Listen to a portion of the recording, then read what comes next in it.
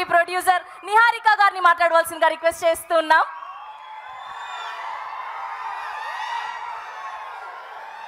Good evening. అందరికన్నా first నేనే చెప్తా, అడ్వాన్స్ హ్యాపీ బర్త్డే చరణ్.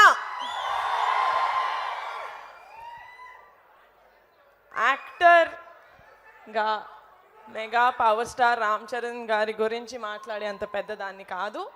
నాకు తెలిసింది ఒకటే, చరణ్ ఏ సినిమా చేసినా కష్టపడి మేము రామ్ చరణ్ ఫ్యాన్స్ అని కాలర్ ఎత్తుకునేలాగా ఉండాలి. అది ఒక్క రీజన్కే కష్టపడి చేస్తాడు. I know that. బట్ ఇప్పుడు ఒక ఆడపిల్లలాగా మాట్లాడతాను. చరణ్ తన వైఫ్ని అట్మోస్ట్ రెస్పెక్ట్ తోటి, అట్మోస్ట్ లవ్ తోటి చూస్తాడు.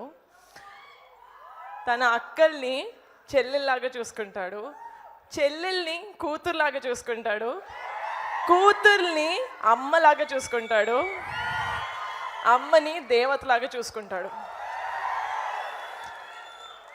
Mega power star Ram Charan గారి ఫ్యాన్స్ లాగా ఇక్కడ నాకు 90% అబ్బాయిలు కనిపిస్తున్నారు. కాబట్టి చరణ్ నుంచి మీరు ఏదైనా తీసుకోవాలి అంటే ఆడపిల్లని అమ్మవారిలాగా ట్రీట్ చేయండి.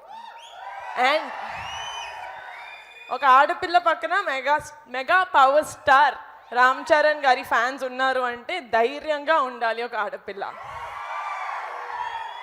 ఉంటారు కదా. చరణ్ బర్త్డే రోజు ఇది ప్రామిసా కాదా? ఐ రియలీ హోప్ చరణ్ హెల్దీగా హ్యాపీగా లైఫ్ లాంగ్ ఉండాలని మనస్ఫూర్తిగా కోరుకుంటున్నాను. Thank you so much. I love you so much Charan. వీళ్ళందరికన్నా ఒక మెట్టు ఎక్కువ నాకు నువ్వు అంటే ఇష్టం.